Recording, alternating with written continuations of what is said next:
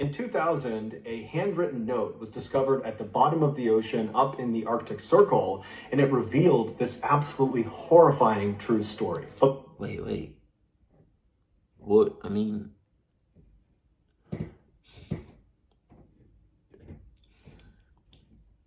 I'm sure they're gonna get into it, but why the fuck? Are you in the bottom of the ocean? The ocean is scary as shit. The ocean is probably the most scariest thing on this planet. To me personally. Jesus. Before we get into that story, if you're a fan of the strange, dark, and mysterious delivered in story format, then you come to the right place, because that's all we do, and we upload once or twice every week. So if that's of interest to you, please invite the like button to go on a long bike ride with you, but make sure before you step off, you replace the water in their water bottles with hot dog water. Also, please subscribe to our channel and turn on all notifications so you don't miss any of our weekly uploads. All right, let's get into today's story.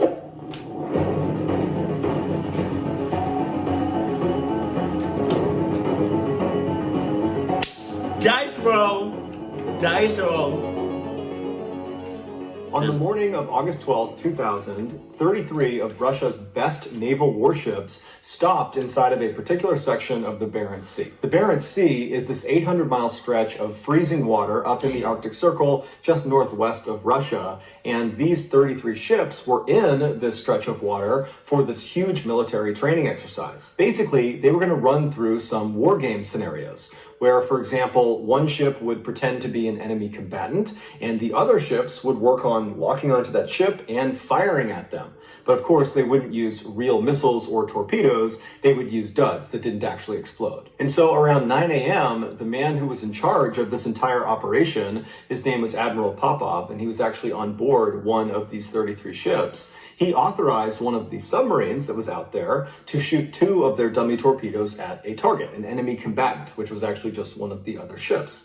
And so as soon as he did this, he was authorizing the start of this multi-day long exercise. And so all day and all night, they're doing these war game scenarios. And by the following morning, so 24 hours into this exercise, Admiral Popov stepped away from the action to speak with Russian reporters on the phone. And during this interview, he tells them that so far, the training exercise is going exactly to plan, and that it looks like it will ultimately be a huge success. However, there was a problem.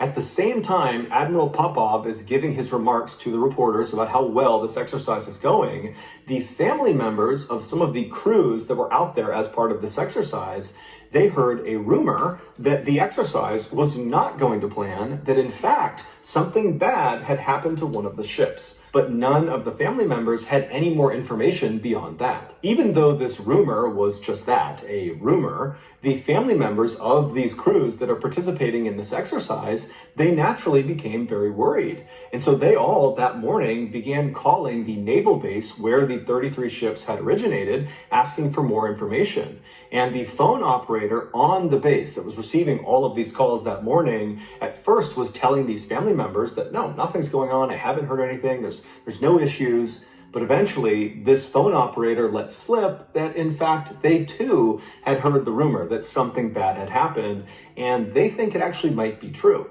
But when this family member who heard this pressured the phone operator for more information, the operator clammed up and said, I can't give you anything else.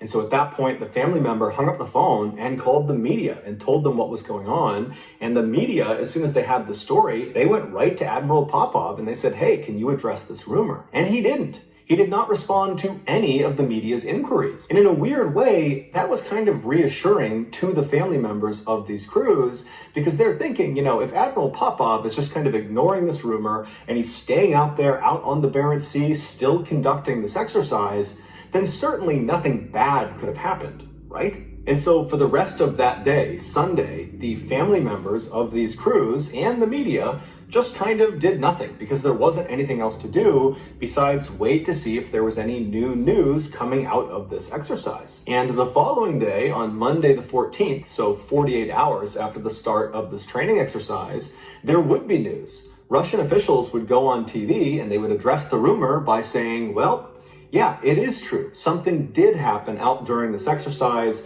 The Kursk, which was the name of one of the submarines, that was one of the 33 ships that was part of this exercise, they experienced some minor technical difficulties that forced them to ground their vessel at the bottom of the Barents Sea. But don't worry, this is normal. We're in touch with them through the radio. Everybody is fine. We are pumping air and power into their submarine, and before long, we will have them back on the surface. My ass, everybody fine. You're in the bottom of the shits.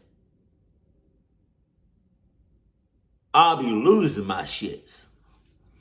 Nothing to worry about. Now, naturally, the family members of the Kursk crew specifically, they panicked when they heard this, because even though the government is acting totally confident that everything is fine, they did not feel confident that everything was fine. Their family members are trapped on the bottom of the ocean. Is what I'm saying. But at the same time, they remembered the Kursk, the actual submarine, was a very special and very safe submarine. The Kursk was quite literally Russia's best ship. They had spared no expense on it. It was extremely expensive.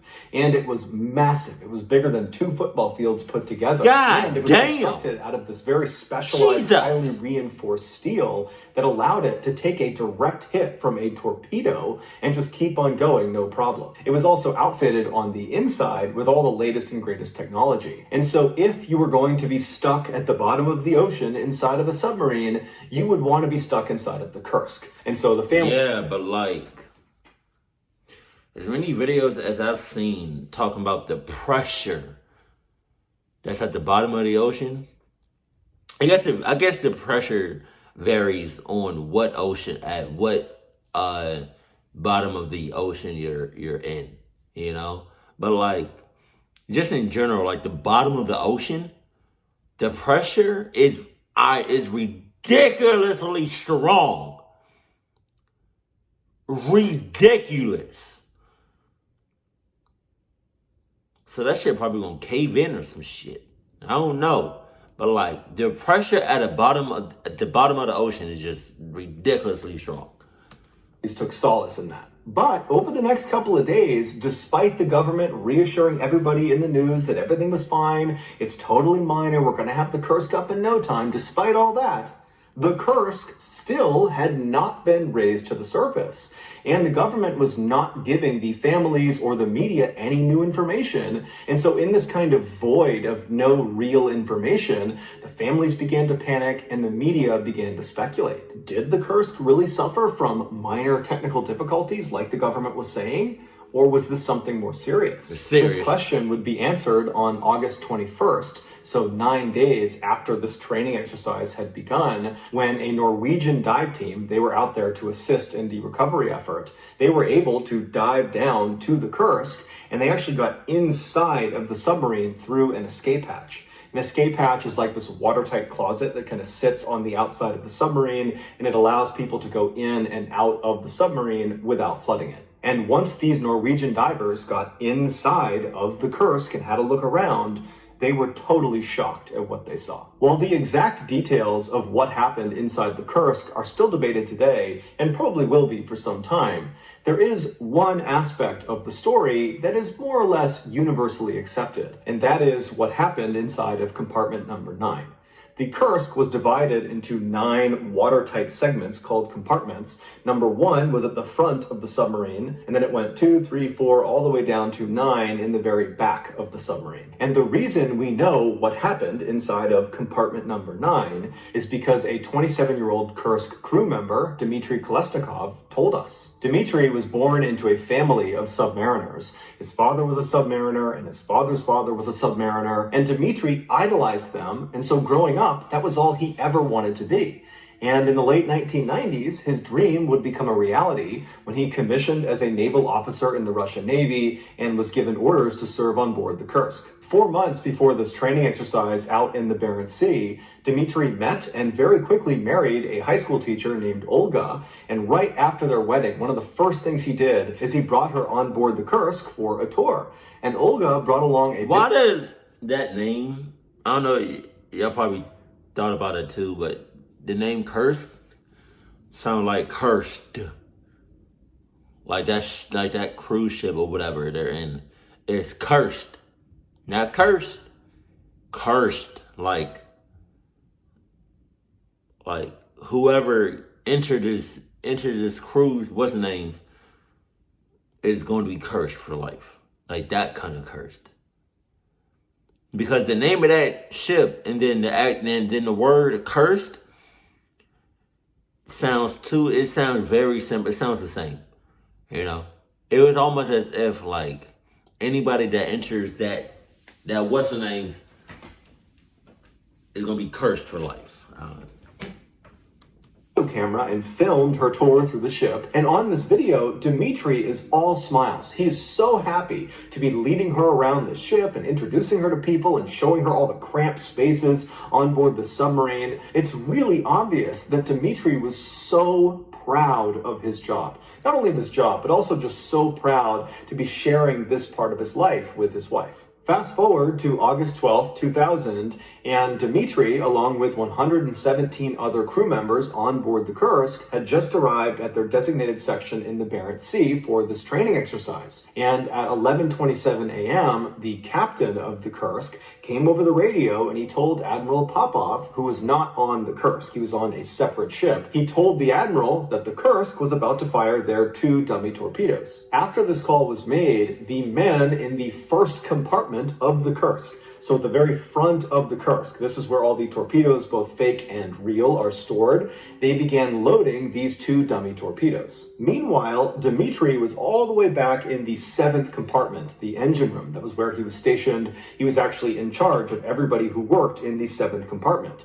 And so as these 2 dummy torpedoes are being loaded, Dmitri and his men, there weren't that many of them, they were twisting dials and pulling levers, when all of a sudden there's this really loud crashing sound, and then the ship shudders and then jolts hard to one side. God dang it! Had grabbed the front of the submarine and just forced it to one direction. What Dmitri and the men in the 7th compartment could not have possibly known was that one of the real torpedoes in the first compartment had malfunctioned and it exploded. Damn. But because of how well built the Kursk was, how strong the exterior walls were, this torpedo, as advertised, did not puncture through it. It did a lot of damage and caused a massive fire, but the sub was not sinking. So back in the 7th compartment, Dmitri, he stands up from being jostled to the ground, and the alarms are going off, and everything is totally chaotic. Everyone's asking what's going on, and Dmitri, he takes charge, and he tells his men to follow the emergency protocol, which was to seal the watertight doors of your compartment. And so in this case, he sealed both the doors, one leading to the 6th compartment, and the other leading to the 8th compartment.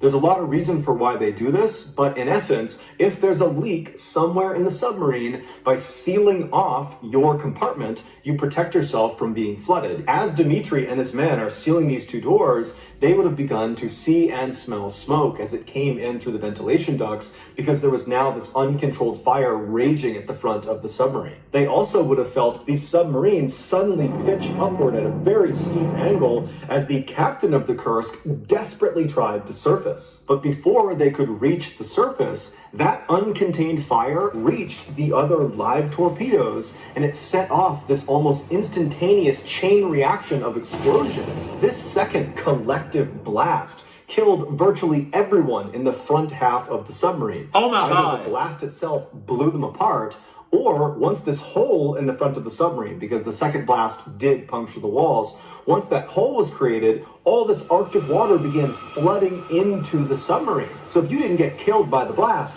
you very quickly drowned. The only people who survived the first and second explosions were anyone in the 6th compartment going backwards. So 6, 7, 8, and 9. And so Dmitri and the other men in the 7th compartment, they would have been definitely badly shaken up from that second explosion. That completely rocked the submarine and sent them tumbling all over the place.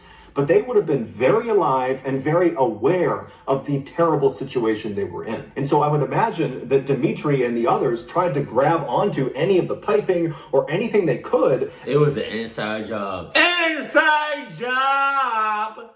It was. You can't tell me otherwise. The submarine, because the control tower has been destroyed, just angled straight down and began careening downward. At 11:32 a.m., just 4 minutes after that initial explosion, the Kursk slammed nose first into the ocean floor 350 feet below the surface, and then the back half of the Kursk came down to rest. We don't know exactly what happened on board the Kursk for those first 2 hours after they hit the ocean floor. What we do know is they had power, so there was light inside of the submarine. Also, the air purifiers were still working, so despite the chemicals and smoke that was in the air, it was relatively easy to breathe. During those first 2 hours, we also know that at some point, Dmitry and the other men in his compartment must have heard banging coming from the 6th compartment, because remember, they had sealed off the doors both to the 8th and the 6th compartment. And so Dmitry decided to break emergency protocol, and he opened the door to the 6th compartment to allow any of the survivors that were banging on the door to come into their compartment. And when Dmitry and his men opened that door and looked into the 6th compartment,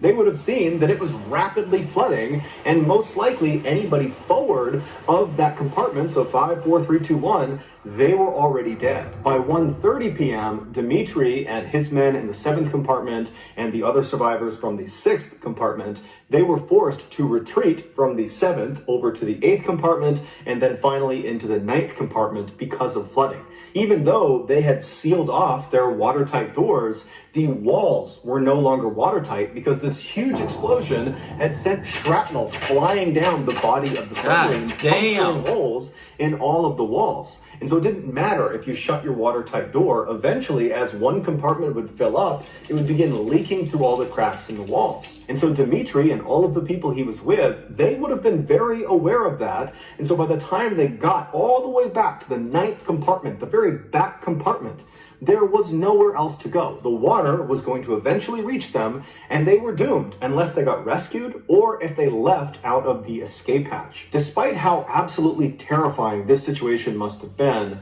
Dmitry remained calm. In fact, he was so calm that he pulled out a piece of paper as he's sitting in this cramped 9th compartment with these 22 other men, and he writes the date and time in the corner, and then he begins to kind of describe what had happened. He talks about there being an explosion, and he thought he and these 22 men were the only survivors, and he says they're now trapped in the 9th compartment, and they have to wait for rescue. He also talks about how they had considered going out the escape hatch, but apparently it hadn't worked. After Dmitry wrote this very neat, very legible, very organized note, he folded it up and put it in his pocket, and then for the next hour and a half, he sat inside of the 9th compartment with the 22 others, and the power went out, which thrust them into absolute pitch darkness. I mean, completely black inside of there, and the temperatures, because the power was out, suddenly began to plummet, and then the worst part was the water began seeping through the walls. And so Dmitry and the other men, they would have known that it's just a matter of time before this room fills completely with water,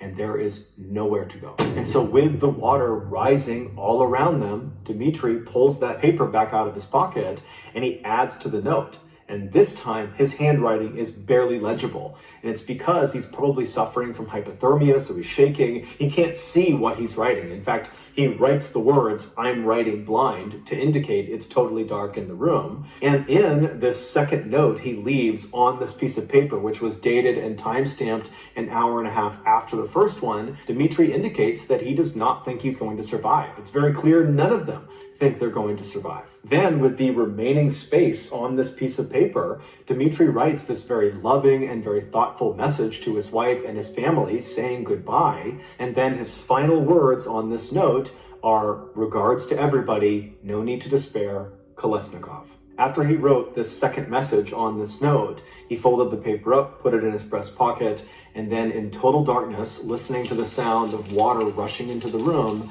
he and the other 22 damned souls prepared to die. We don't know how long Dmitry and the other 22 men survived in compartment 9, but experts say the entire Kursk submarine was completely flooded 8 hours after the initial explosion. One of the most heartbreaking aspects of this case is that Dmitry and these 22 other men could have potentially been saved if the Russian response was a little bit more urgent and coordinated.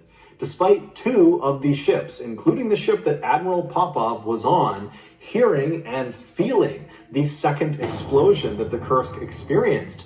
Nothing was done about it. It was reported, but no one really did anything. Wow. And then when no one could get in touch with the Kursk after they had said they were going to fire those 2 dummy torpedoes, everybody else, all the other ships, Admiral Popov, they all just said, you know what, I'm sure it's just their radios and they're fine and they'll be in touch soon. And so it wasn't until later that evening when the Russian Navy even figured out there was a major problem with the Kursk, that the Kursk has vanished. And then it would be several hours before they even got a rescue submersible in the water down to the Kursk. And then once it was down there, they could not latch onto the escape hatch on the submarine. And so even if there were survivors inside of the submarine, they would not have been able to exit into this rescue submersible. And so for days and days, the Russians struggled to try to get inside of the submarine and kept turning down foreign aid from Norway, from America, from Great Britain. And then finally, 9 days after the Kursk had sank, the Russians did accept foreign aid.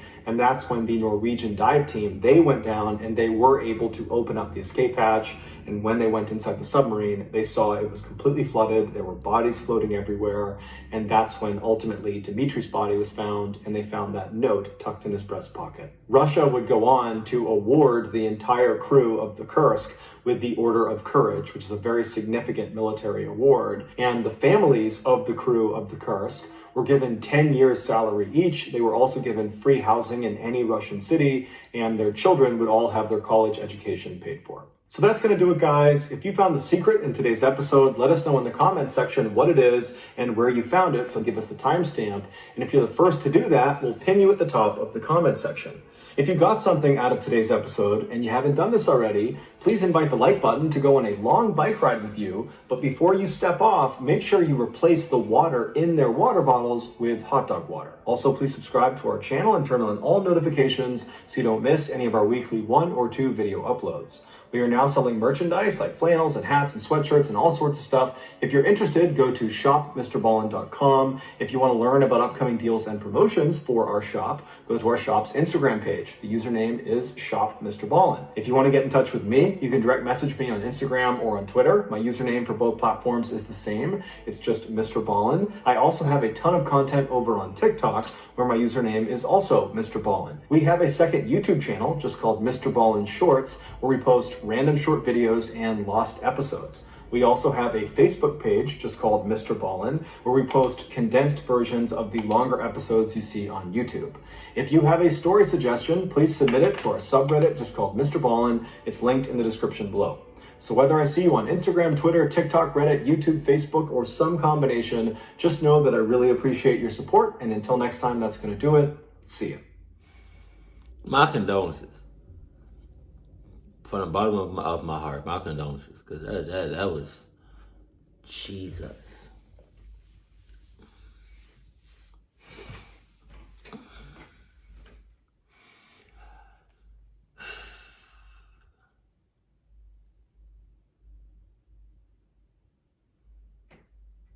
I don't even know what, like, God damn. I think I would have sued too, to be honest with you. But my condolences to people, to the men, and I'm so sorry to the families also, because like God, that was just hard. I don't, man. I'm sure that the I guess I don't know what to say, like the president, the general, all them people in command.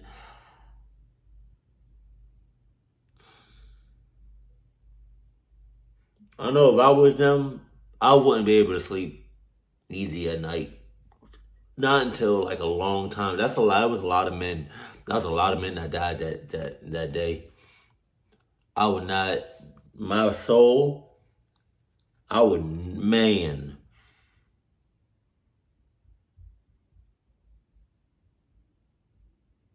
Every day I was just,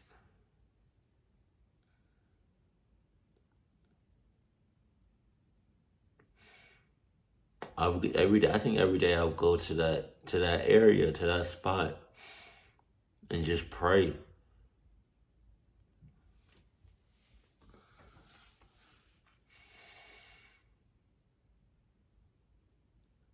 A small part of me was hoping that, a rescue team would have came just in the nick of time, but nobody survived.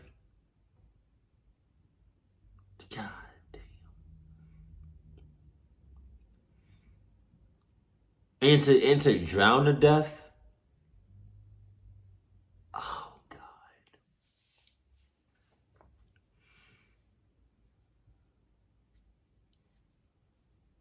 I'm sure anybody and everybody that was associated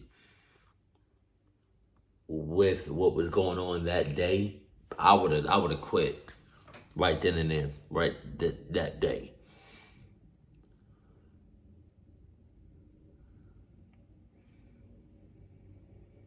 I mean, they said it was an accident, but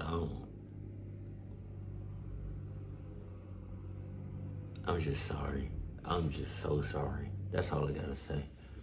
Jesus. Keep it cool, keep it classy, and I love you. Stay happy. My family.